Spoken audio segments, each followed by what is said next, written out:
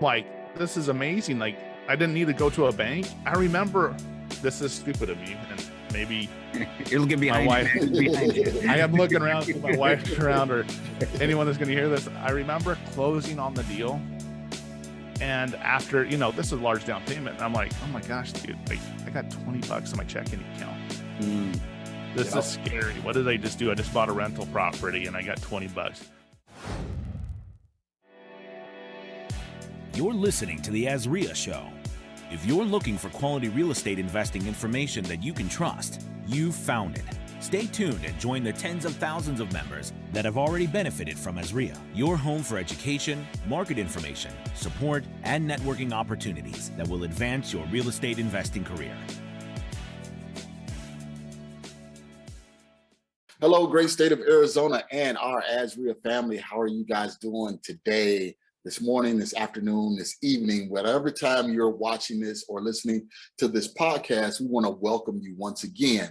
So we have our great executive director, Mike Del Preet, with us today. How you doing, Mike? Wonderful, Marcus. Thanks for having me, man. Thanks for having you. Okay, guys, you always know it's a running joke. We always got to get Mike's energy pumped up. Probably around 15 minutes into the show, he's airing and ready to go. There you go. He got his coffee. So once the real estate talk starts kicking in, man, and the vibes start getting crazy. There we go. There we go. He always drops some gems with us when we're on the show. But today we have Brandon Simmons. And if you don't know who Brandon Simmons is and you're right here in the Valley, obviously you've been hiding under a rock or something like that. So Brandon is a creative finance guy. He is a real estate investor, wholesaler. He hails from the Sean Terry tree, and he's an all-around good guy. I mean, I've met him and known him for some time, and Mike likewise. And throughout the real estate industry, there's no bad words or comments about Brandon. So Brandon, thank you for keeping that integrity throughout the real estate industry. So with that being said, Brandon, man, we want to welcome you to the show, man. How you doing? I'm excited. Thanks so much. And thanks, Mike. Thanks, Marcus. This is amazing. I've been in AZREIA. I've been been to meetings for over a decade now. So Perfect. In fact, my first wholesale deal I ever did was with Sean Terry. My second wholesale I ever did was with Mike and his old business partner, Elijah. Oh, wow. Okay. Go back like car seats. Yeah. Maybe I think I still had hair then. So. Yes. See, me too, but I wear a hat, so you gotta. Dang it! I need to put a hat on. Yeah. See, you guys, no hair. Mine is just all silver. So silver guys, fox right there. Yeah. We're dating ourselves. So Brandon, tell us, man. Give us a little backstory for those that don't know who you are. Give us the backstory. What did you do prior to real estate? Mm-hmm. Let's start there first. Cool. Well, I moved to Arizona in 2009, and I found a podcast in 2010 called Flip to Freedom podcast. And it was about learning about wholesaling. And Sean Terry was the guy who put together the Flip to Freedom podcast. And I was like, oh my gosh, this guy's local. So I found out he was local. I actually got a hold of his phone number somehow, called him up.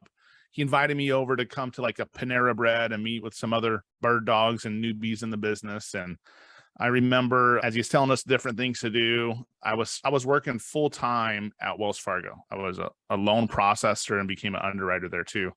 So I had several years of mortgage experience. But while I was working the mortgage business, I started to do marketing for some wholesale deals. And like a lot of us, we kind of get discouraged, and I was not having success after the first month and then the second month and a couple months. And then Sean said, look, you need to just set a goal and you need to just put it in writing and you need to just focus on that daily. So I wrote down on an index card, I'm going to make $5,000 in the next 30 days from wholesaling. And it happened to be my birthday. It was 30 days away. Okay. And my very first wholesale deal I did was a joint venture deal with Sean Terry. We made $11,000. I got half of that, so it's $5,500, and I got paid the day after my birthday. Okay. So I'm a big believer in writing down goals, and everyone remembers their very first deal, This was one for the record books. When we got there, we had to move the mom over to another apartment. She didn't move yet. Our buyers are ready to start working on the property. So we had to go move her to an apartment, get her the apartment set up. Sean was over there setting up the TV and hanging pictures. And she had like this dog that was like on its last legs. Like literally it should have been put down like a couple weeks ago. Like it wouldn't eat, wouldn't move. She didn't have the heart to put it down. She asked me to go take it to go put it down. Oh, wow. So I had to drive the dog to the Humane Society to put down this dog that couldn't move. And then we get back and she's like, well, I have this desert tortoise in the backyard. I'm like, what? Like there's this humongous desert tortoise that was like hibernating. So we called the Arizona Zoo, the herpetology people or whatever. They came over and picked it up. And I remember I took the day off of work that day and I was like, this is the craziest thing. Is this how every single deal is going to be? Like, this was just insane. Pretty close. You know? Right. Then I found out, hey, we get paid to solve people's problems. Right. Yeah. That's it right there. You hit the nail on the head. You got to get out there and problem solve and solve those problems. Yeah. So tell me, Brandon, and let us know. So you were working full time for Wells Fargo. Why did you decide to get into real estate? You know, I read this book called Rich Dad, Poor Dad. Okay. And I got the real estate bug. And then I read Think and Grow Rich. And I think those two books just launched me onto this entrepreneur journey. I've always been entrepreneur minded ever since I was a kid. I was a kid that always like sold candy in junior high or sold fireworks on the side or, you know, painted houses in college. I had my own lawn mowing business. I had businesses all the time. And one of those, always what it's there been. you go. There's There you books. go. Got both books. And I got Robert to sign a copy of Rich Dad Poor Dad. I gifted it to my son. So I'm really big in this. So even my kids, like if my kids read a entrepreneur book, when I pick out for them, if they want money, they just come to me and they have to read a book, give me a book report, like Think and Grow Rich, Richest Man in Babylon, Rich Dad Poor Dad. They get $20 for every book. And my son can read a book in a day or two. Like he just flies through this stuff. So love it. You're That's good, seeds, man. Yeah, planting seeds and that inspiration because you saw what it did for you. It got you motivated to get out there and take some action. So that's good. You're planting those seeds in your kids. Right. So you said you started with, you started doing some marketing for wholesale deals. What kind of for so I started off I found that first deal off of Craigslist. Okay. The family would go to bed around 9 o'clock. I'd stay up and I'd write down phone numbers on Craigslist. So I had numbers to call on my lunch break and my little breaks during the day and my drive to work and my drive home. And that's all I did. I found deals off of Craigslist at first. Then I started doing, the yellow letters on the legal pads with the red ink pins. Sending those out whenever you actually had a decent response rate, back in the day. Did bandit signs, even got to the point where at first, you're literally bootstrapping. And I saw one of the videos actually Mike and Elijah put together on how to do a bandit sign with roofing nails and the wooden planks and stuff like that. And I found out that you can go buy the plastic from one of these little warehouses in Phoenix, and I can cut them in half and have double the signs and all that stuff. Exactly. You used to buy those big old you know exactly what I'm talking about. Yeah. Put those out. Do postcards. It was fun. That's the bootstrap, right? Like everything's on you, and then you can start putting a list together and having a mail house send out the letters, and then you can do cold calls or back in the day, ringless voicemails and stuff like that. I remember doing ringless voicemails and I had a VA. I thought I was really cool. I hired a VA. It was like $4 an hour and she would send text messages through my Google Voice number. And then she would send messages. Hey, if you want to sell your house cash, give me a call. And so I was driving home from Wells Fargo. It was like a 45-minute commute. And I was just answering calls. And I thought I was all cool because I hired the VA to do the text messaging and I was getting calls while I'm driving home. So, hey, let's go back one in the beginning, you said when you first met Sean, he invited you to a group at Panera of bird dogs. Let's talk about how important that is. One, maybe to become a bird dog when you start, and you can use it as an investor to help your business as you grow. Oh, well, that's what I do a lot now. What's interesting is Sean's idea of, he's a go-giver. So that's one of my favorite books is The Go-Giver. My mastermind locally, I don't charge for it, but it's all the local guys, all super big wigs, everyone from Pace Morby, Jamil Damji, Steve Trang, Cody Sperber, Sean Terry, Brent Daniels, all, Carlos Reyes, Sal Shakir, tons of awesome people. The owners of Bash Skip Tracy met there, Jesse, Burrell, Evo, and Annie. So two new members. Luckily, I've been surrounded by people that are go-givers, and Sean was a real go-giver. He would just give stuff away. Like, here's the marketing I'm working on. Here's the list that's working the best. And in exchange, we would bring him deals, right? Yeah. We would do deals with them. So what's interesting, and he would do, I think, Marcus, you came over to his meetup. He always had a free meetup once a month. When I worked with Sean, we probably would do 2 to 4 deals a month just from other wholesalers bringing us leads and bringing us deals and going on appointments with them and show them how to lock up a deal. And like, we were just open book, transparent, bringing people on ride-alongs, and it worked. It worked. And even today, most of my deals right now come from referrals from other wholesalers. So I love it. What I learned from Sean, self-generated. So to this day, I still call it self-generated deals. I mean, 10, 15 deals a year, self-generated, referrals, friends, just people you do business with, Marcus, yourself, just like letting each other know about deals, networking, going to events. Like, you can make a living. You don't have to be the Lamborghini, Rolex, no, a month. You can make a really good living just connecting. I'm the minivan guy, like my son drives a minivan that we got. So like, I don't care about the flash, but it's all about, if you help people, if you give enough service, you help enough people, you're open, receive, there's more stuff that comes back to you.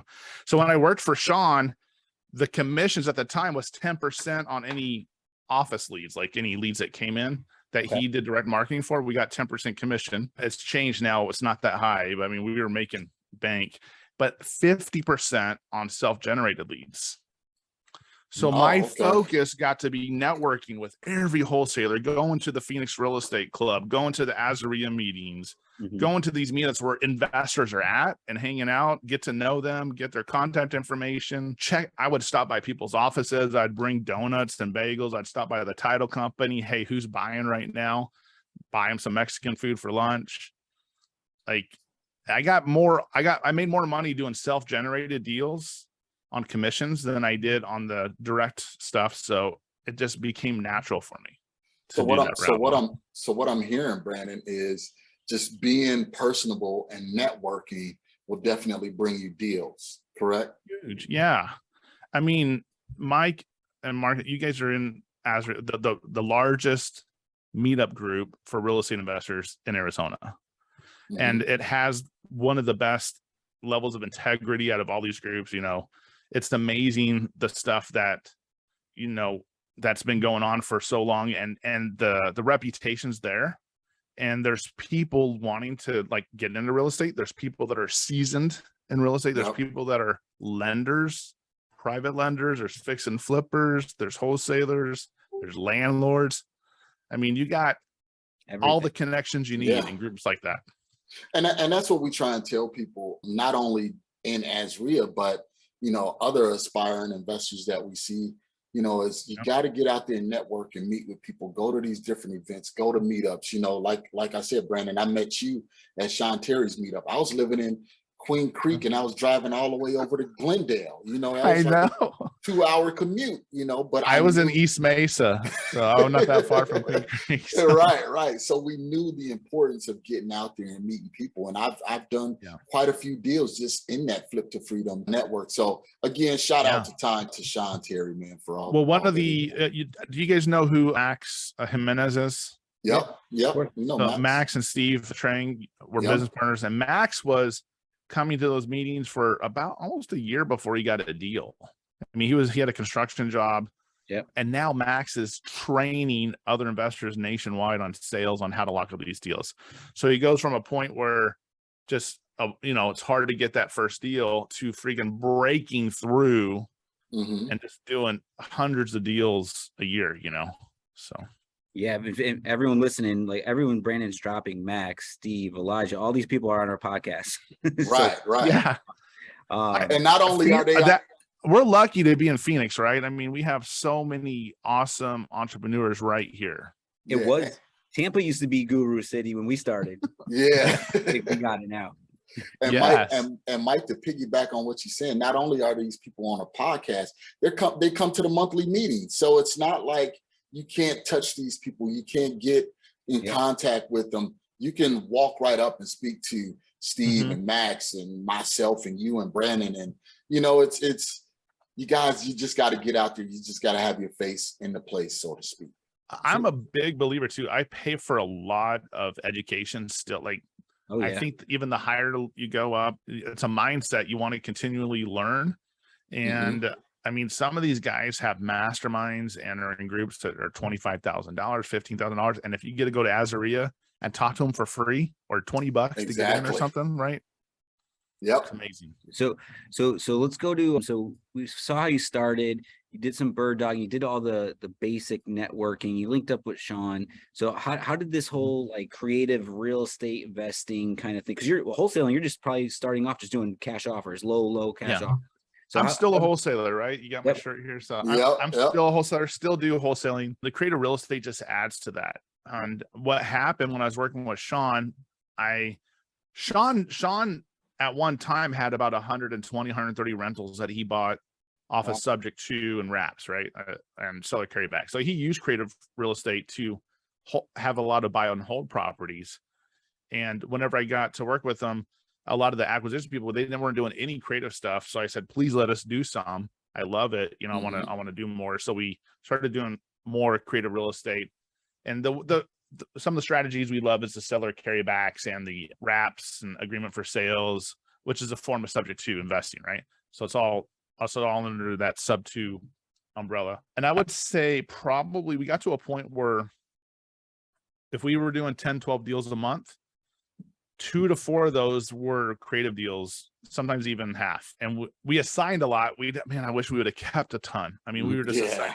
They're so easy to sell though. Like, so much easier for a cash buyer to come up with $15,000 than $150,000. Oh yeah. Yeah. So it was amazing. And we've done hundreds of those. And what I feel like it's just an extra tool in the toolbox, especially those that are wholesalers. What I found out, a lot of the wholesalers around town didn't know those strategies. So a lot of them started hiring me to come and teach their teams and help them just add this tool to their tool belt, and they would close more deals. They're finding rental properties now. Carlos Reyes, South Shakir, the all-in family over there, the week after I trained their team, they locked up an eight package deal. I think they assigned like 3 of them for like 150 or something like that, kept the other rentals. The disposition manager is living in a property that they bought with creative financing. Love it. Wow. The acquisition guy, Adrian, he just bought his first rental property using creative. So I mean, this works for everyone. Tell us about so when you first started learning it and started doing it, you guys were doing a lot of them. So just give the audience just like an example of one of your deals you've done back in the day. Or so my very first creative deal was before I worked with Sean. Okay. One of my good friends, Dave Goodmanson, he's a mentor of mine in Gilbert, and he's a lender and stuff. He helped me lock up my first rental property, and it was on the market for a while, I think a couple months. It was a realtor that owned it. Her and her husband owned it free and clear, and it was in Mesa. And I just thought you had to put down a lot of money. So I thought you had to put down like 20%, So I offered to put down a large down payment, created a seller carryback where they became the bank. And then we did a balloon in 10 years. So it means we had to have it paid off within 10 years. Okay. And it was so creative. We had a stacked interest rate. So the first 4 years was at like 3%. Then the next was at 5%. And then I could extend. And like he had all this crazy stuff I never heard of and written into the addendums and stuff. And I'm like, this is amazing. Like, I didn't need to go to a bank. I remember, this is stupid of me, and maybe you're looking behind my wife, behind you. I am looking around, so my wife's around, or anyone that's going to hear this. I remember closing on the deal, and after, you know, this is a large down payment, and I'm like, oh my gosh, dude, like I got $20 on my checking account.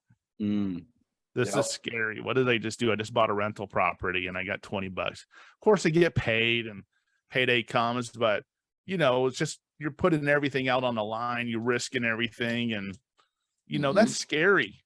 That's scary. So you did a traditional seller carryback. So the owner did they own it free and clear, or did you get a little? That became one of my favorite strategies, because I found out there's a lot of landlords, a lot of tired landlords that own properties free and clear. Like in the United States, approximately 4 out of 10 properties are owned free and clear.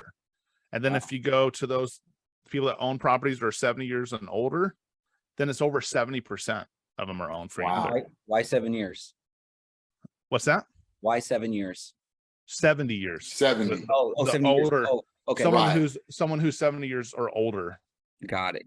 So the older, because they've paid on that mortgage, they've paid it off, you know? Exactly. And so if you go and you explain, hey, the biggest thing is answering what's in it for them.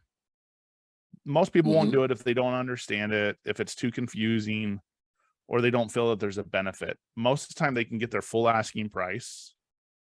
They can make money off the interest, and it's their money's protected and secured by real estate By the asset as well.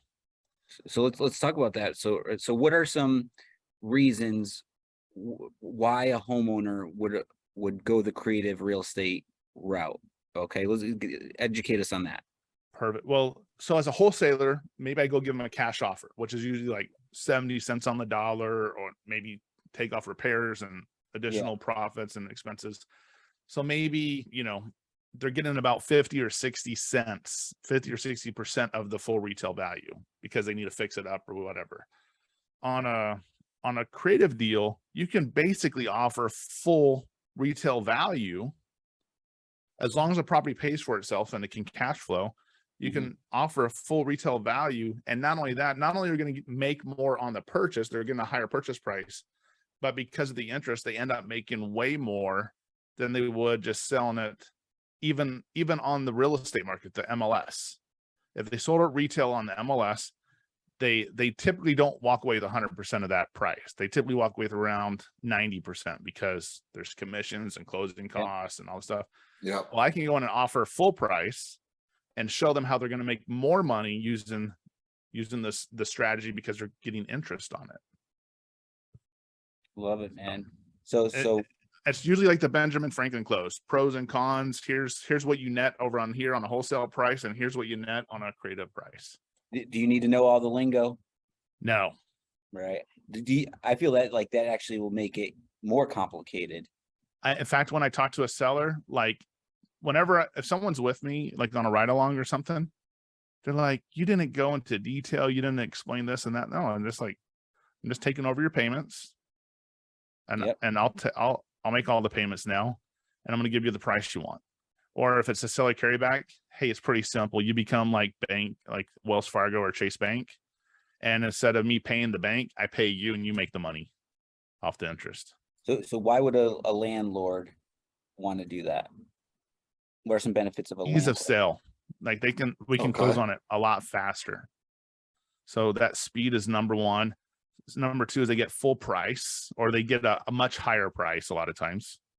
Yep. You know, if it needs a lot of work, I'm going to negotiate that. And I'm really big about the longer the time frame, the better for me.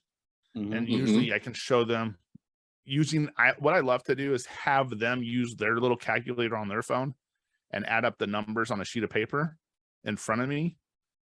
And they're looking at an open door offer or offer pad offer, one of these iBuyers or one of these other wholesaler cash offers, right? And then they're looking at the net that they get to walk away with me. And then I just ask a simple question: which one do you want to do? There you go. And is there tax benefits or anything when someone sells full price with you? Any creative things? Yeah, thanks for the leading question. I love it. Yep. There you go. Yeah, well, whenever they sell on a carryback, right, then instead of having no, I'm not a tax attorney or a CPA or anything like that. So check with those right people, but typically they're taxed on the income that they receive that year on the payments instead of the full purchase price and the full capital gains, right? So it can be a huge tax savings for them. And that's the reason why that 8-package deal went through, because the lady talked to her CPA and said, yes, this is phenomenal. This is going to save you a lot more in taxes. And she was this was like a godsend to her. And most of the people that we do a lot of seller carrybacks on, you think about it, they have the property paid off. Okay. So they're probably financially savvy. They're not going to be always in a financially distressed situation. So it's more of a logical decision for them. So if you present it in a logical way and you explain the benefits and how they're going to make more money off of it, it makes sense. If they're not going to use the money for anything right away, there's a reason why people won't do it. They need the money right away for something, or they're just totally confused and doesn't make sense and they don't trust you or the process. But if you overcome that, then most of the people, it makes sense to just wait a little bit longer to get more money. So I got go ahead, Mike. No. I'm saying. Okay. So I got a question for you, Brandon. Say I'm a landlord, right? And I own the property and I've owned it forever. It's free and clear. And I have the cash flow coming in every month, right?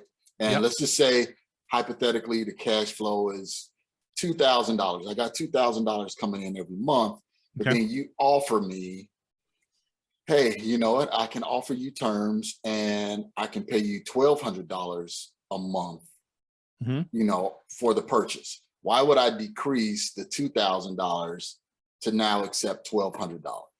That's good. So I think we got to act like professionals. I think we got to act like a doctor and an attorney. It's not just one size fits all, because every seller has different concerns or they want different things out of a transaction. So if his thing is he wants the $2,000 a month, I might be able to structure it in a way where it still pays for itself and still makes sense to give him the $2,000 a month, but maybe it's a principal only payments. Okay. Or maybe it's something else. One of the things I'm loving is we don't talk about this much because most people don't understand it as options and master leases and sandwich lease options and stuff like that. So you can have a rental property, Marcus. Like if say you just want a rental property, you can go find a landlord that's had a rental property for a couple months and offer to rent it and do what's called a performance lease, kind of like what property managers do, but you actually are the tenant. Say, hey, for say it rents for $2,000 a month. I'll give you 90% of everything, all the rent collected every single month. And basically I'll be your tenant. I'll handle all the issues with the people that are going to be living in the property. And then you can actually have them take care of the expenses like they would if it was their own rental property, and they get all the tax benefits, the depreciation, they get to keep all that, but you get to make your cash flow. Or you can turn around and do a fixed lease for 5 or 10 years. And maybe, you lock in a rent price and you're cash flowing, every single year you're increasing that rent. So your income goes up. Gotcha. Okay. You don't have to own it. You just control the property. And the reason why I wanted to ask that is because whenever I'm talking to someone about creative finance, and that's one of the questions that they always ask is, hey, why would a landlord want to sell if the property is paid off and they got $2,000 coming in a month and you're offering them a $1,200 mortgage payment every month? Right. So, thank you for answering that. So, it also goes back to the rule 72. If they understand how compounding interest works and interest, they're not selling the house for $200,000. If they hold it long enough, they're actually going to make $300,000 off of it or something like that. So, gotcha. Great explanation. So cash always works until it doesn't, and that's where these strategies come in, right? So you're not a owner carry investor, you're not a lease option investor, you're not a sub 2 investor, right? These are, like Brandon said, these are tools, but there's different parts of these tools that actually make it no money down as well. It's always money involved, right? Maybe not. I bought probably close to 100 homes over my career, especially when I worked with Sean, with no money down. I thought I had to always put at least $5,000 down. And then we had a sales guy come in and he was getting them for no money down and $2,000 down. I'm like, how are you doing that? He's like, I don't even bring up the down payment. Yep. let's talk about the terms, right? Because you have down payments, you have monthly payments, and you have the length of the term. And you can get very creative on adjusting what you put down versus your monthly payment based on solving needs. Right. Like, can you talk to us about like the differences between those are all like levers that you can pull and adjust to make a deal work and fit. So maybe they're asking so much on the price, but maybe they're willing to take a lower payment for a longer time, you know, or step it up. Maybe they're stuck on their interest rates because they've been watching the news and they see the interest rates are rising and they want to make sure that they don't sell it for less than what the normal interest rate is right now. You know, maybe you can set it up with interest only payments even. Yeah, so many ways. Yeah, so there's a lot of leverage to pull. The biggest thing I think for a lot of us investors, when we first start out, we don't have a lot of beginners don't have a lot of money saved up. So the down payment, they're always worried about the down payment. That's the biggest stressor for them.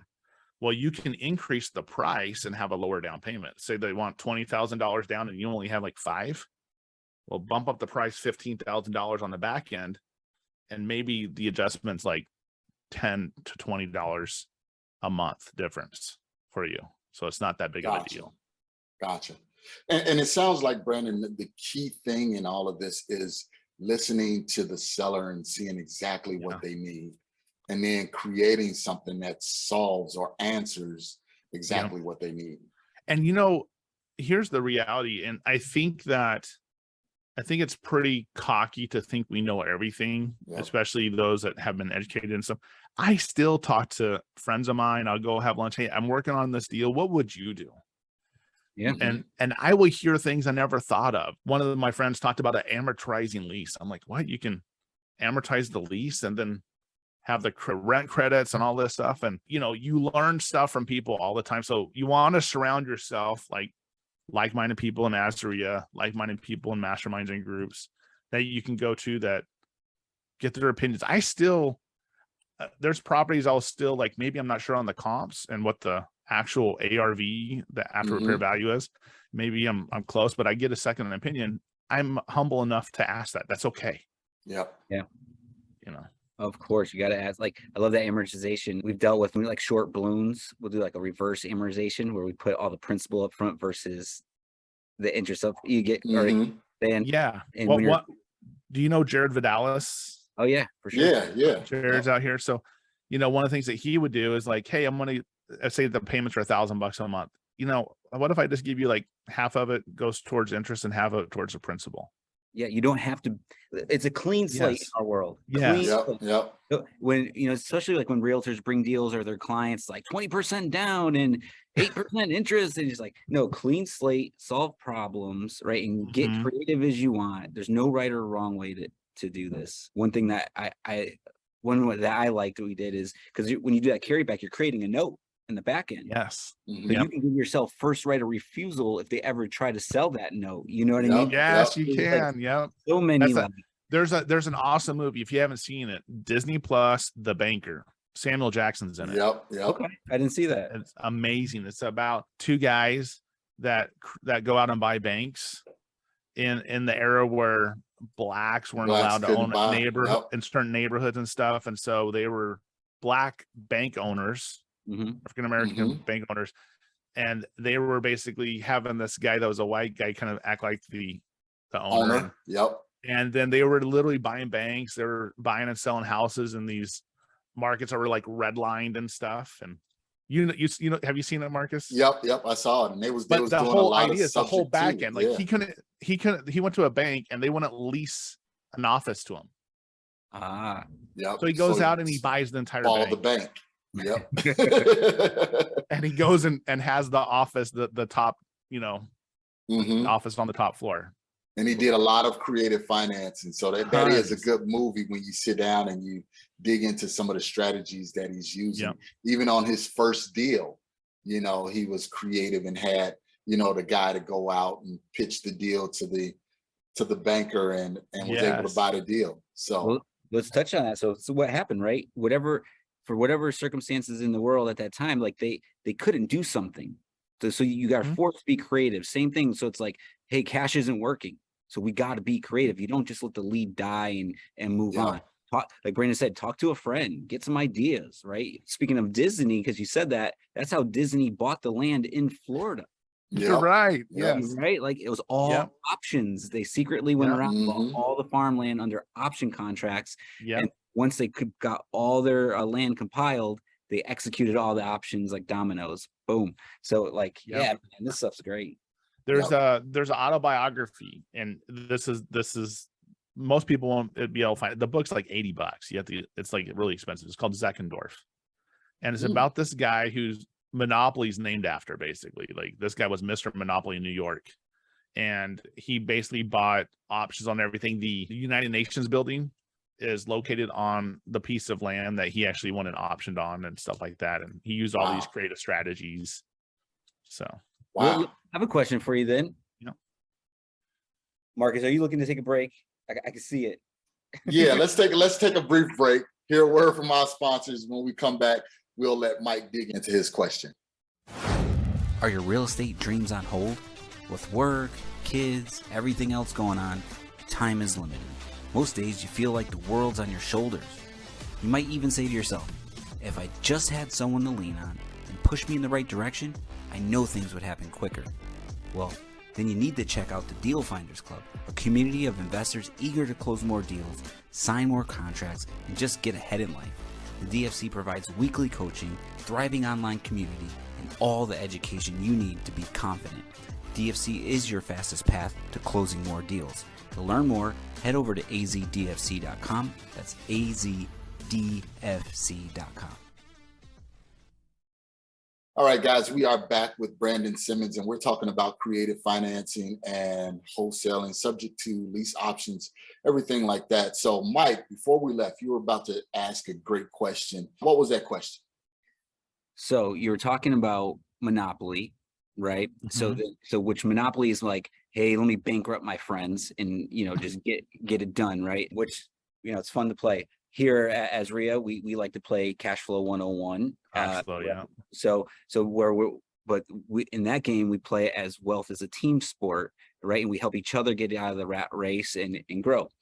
So you being a go-giver, what do you think about those two different styles of real estate? Because they both work. Yes. Yeah. The way I like Monopoly, it trains you to hurry up and buy properties.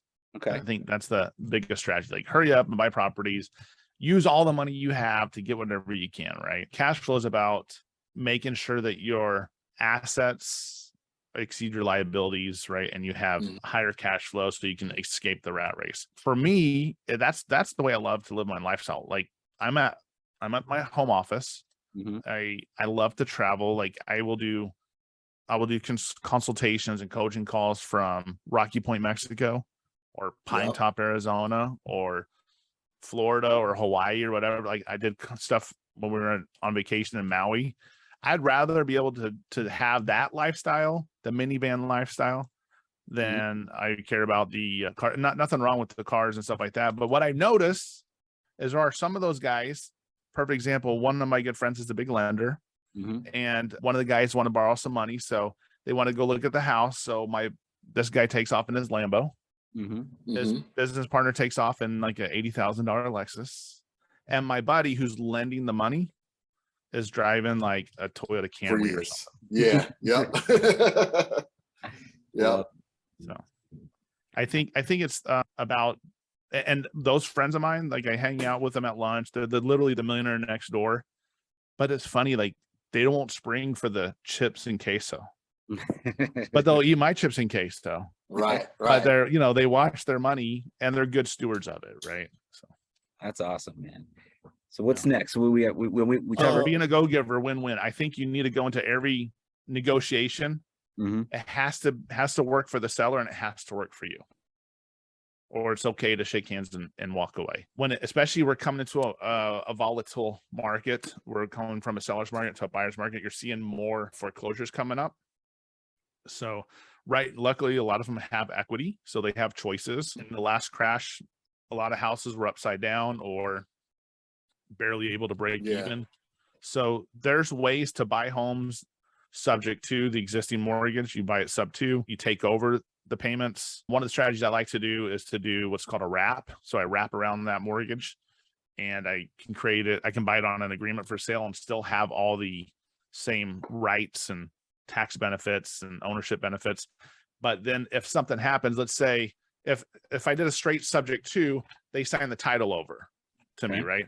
And that's great if I'm making the payments. But let's say I'm wholesaling it and I sell it to someone and they're not as responsible, and then they stop making payments.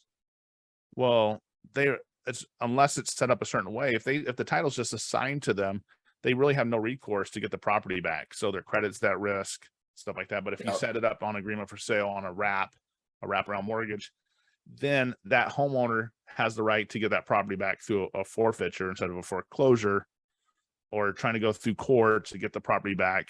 So it's there's safe ways to protect the sellers that benefit from this. And I explain, because a lot of times sellers are like, well, what if you screw up my credit, or what if you miss a payment or whatever. So some of the things I'll do too is I will give them like a down payment. I say, just pay the mortgage up. Let's pay the mortgage up 2 months or 3 months. So there's a cushion there. So if something does happen, we have a couple months to get it taken care of. Not planning on anything happen, but if you like to sleep better at night and that's one way to do it, then let's do it that way. So you kind of jumped up, or you went pretty further into it, because some people listening are like, what's a sub 2? Subject to, yeah. I want to do a sub 2, and I heard about it, but then you're like, I wholesaled the sub 2. Yeah. That's a whole other like lesson, right? Like, that's very advanced. Love it, man. Yeah. So you can, on all these properties, you can either just keep them. Yep. Right. Or you can wholesale, or you can do a hybrid. One of the properties I did was a wholesale deal. I wanted a $40,000 assignment. My buyer only wanted to pay me 20. So I agreed to 20 up front and carry the other 20 for 6 months. Oh, okay. Creative. So you don't have to always lower your price as a wholesaler. If you're going to wholesale stuff, you can learn to, like Mike already knows about notes and all this stuff. Some of the note stuff is another amazing thing. There's guys that know a lot more than I do on that stuff, where you can sell partial notes and all that stuff. So there's a lot of information there, a lot to cover. And Brandon, you're a wealth of information. So guys, if you want more, you want to hear more, Brandon, you'll be with us October 15th, correct? Right. And I kind of keep it, what we're going to cover is some very simple strategies. It'll be some information, but it's basically 3 strategies that you can use in your real estate investing business. Whether you're a realtor, you can help sell more properties this way. Whether you're an investor to acquire more properties, or you're a wholesaler trying to just buy and assign properties. And that's the carrybacks, that's the sub 2 / wraps, and that's lease options. If you learn those basic 3 strategies, you will know more than 95% of the investors out there. Perfect. I love what you're saying about the agent, because as things change, and who knows where the market's going. If you're an agent, you just said it, buyers, cash buyers, wholesalers, they're going to be going on MLS. Agents are going to be getting these deals, and you're going to get these creative offers, and you're not going to know what is this person telling me, right? And sometimes when you don't know something, your answer is no. So 100%. Yeah, I've been asked to speak at 2 local agencies here, and like one example was an agent had a property that was owned free and clear. It's at like the $700,000-800,000 range, and they're like, it's just not moving because it's a higher price right now. We're in this weird market, right? And I'm like, well, you could offer the seller financing option, right? The seller carryback, and show how the homeowner can make interest on this instead of throwing it in a 1% money market or 2% money market fund, right? And they were just so flabbergasted, their jaw just dropped, that it just was such an easy solution to the problem, because now they get flooded with calls. Now they have way more potential buyers. They don't have to find people that it's hard to qualify for certain loans and stuff like that. You can sell to investors a lot easier that way too. Yep. So now that becomes a potential Airbnb property for someone. Oh my gosh. Yeah. Wow. There's so much. You got me. Now the energy's here, man. Right. There you go. Caffeine's kicking in. Right. I know we have to wind it up, man, but Saturday, 9 to 1, October 15th, creative real estate investing with Brandon Simmons here at AZREIA at our office in Central Phoenix off of 16th Street in Highland, right off the 51, easy to get here. Agents, wholesalers, cash buyers. Shoot, Marcus, you better be there. You're all three. Realtor, landlords. Yeah, this works. This works. If you're in real estate, it works. It really does for pretty much any type of person. Yeah, definitely. Because I'm looking at acquiring some more properties, and I want to be able to pitch these terms to some of these sellers that understand that the market is starting to shift and they need to do something. How many properties do you want, Marcus? Man, 50. We were just talking about this. Yep. And what type of cash flow do you want off of it? Well, I want to do like $30,000 cash flow a month. Okay, so I love reverse engineering this stuff. So let's say your goal is 30,000 a month, right? Yeah. So you got to figure out if you, however many properties you need. Let's say an average cash flow is 300, or say 400. I don't know. Then you can 300. Yeah. Then what is that? 100 properties or what? 100 properties to do it. Yep, 100 properties. But it doesn't have to be 100 properties, because you can get, if you're doing standard lease options, or you get a down payment up front, you can get a big lump sum at the beginning, some cash flow in the middle, and then a big lump sum in the end, and you're averaging 30 to 40,000 a month. You can do 20 grand a month. You can start doing this stuff and make 20 grand a month within 12 months. No problem. And all right, Brandon just dropped how to get paid 3 times on one deal. Sure did. Sure did. Hit rewind. We used to back in the day. The cassette tapes. So you guys, you definitely want to learn more. So you gotta be there October 15th between 9 a.m. and 1 p.m. Please come. It'll be great. At the AZREIA office, Brandon will be there, Mike will be there, I'll be there, and other investors will be there, because we want to support Brandon and always support AZREIA. So come and get the information and learn how you can structure deals where you don't need to put down $150,000 down payment in order to get into, a multifamily or something like that. Awesome. 100%. All right, Brandon, how do we get a hold of you? Any last words for our members? Hey, first of all, just thank you for having me on here. Thank you for inviting me into the group. Integrity is one of my big core values, and AZREIA lives and breathes that. So I'm glad to kind of be associated with this, because it's something that has helped me in my investing career. If you want to get a hold of me, you can go to www.brandontheman.com. That's Brandon the Man. Brandon the Man. And that's what everyone is. So that's my nickname around town. So it's brandontheman.com. My phone number's there. It's 480-818-6460. I actually answer my own phone. So people can call and text me questions. They can ask me for help. They can book a call. So love to help out. And you only get that nickname, the Man, when you're making people money or doing something good. So you earn in a real simple thing. We have about 200 people in my little mastermind here locally, and I've done deals with almost every single person in there, or they've done deals with someone else in that group. There you go. So it's the power of connectivity. When you told Marcus you can make that 20 grand cash flow and 30 grand, he wants 30 grand a month. 30 grand cash flow in 12 months. Will you dive a little bit into that on the 15th? I would love to. Marcus, would you be down for that if we reverse engineer that? I'm there. I'm on the hot seat. Come on. I'm on a hot seat. So that'd be amazing. And it's just one property at a time. The key is you got to start with big goals, right? But then we got to take action on the small steps along the way. There you go. Absolutely. And you guys know what to do. You heard Brandon. You heard what he's talking about. Get out there, take that action. October 15th, 9 a.m. to 1 p.m. Meet us at the AZREIA office. They're going to put me on a hot seat, so I'll definitely be there. So let's be there. Let's get ready. Let's go. And guys, remember, always get out there, take massive action, and go to AZREIA.org. That's AZREIA.org if you want additional information about real estate investing. Thank you, Brandon. Thank you, Mike. You guys have a wonderful day. Thank you, guys. Thanks for listening to the AZREIA Show with your hosts, Marcus Maloney and Mike Delpreet. We hope you enjoyed this episode. If you found this information valuable, head over to AZREIA.org and learn more about our community.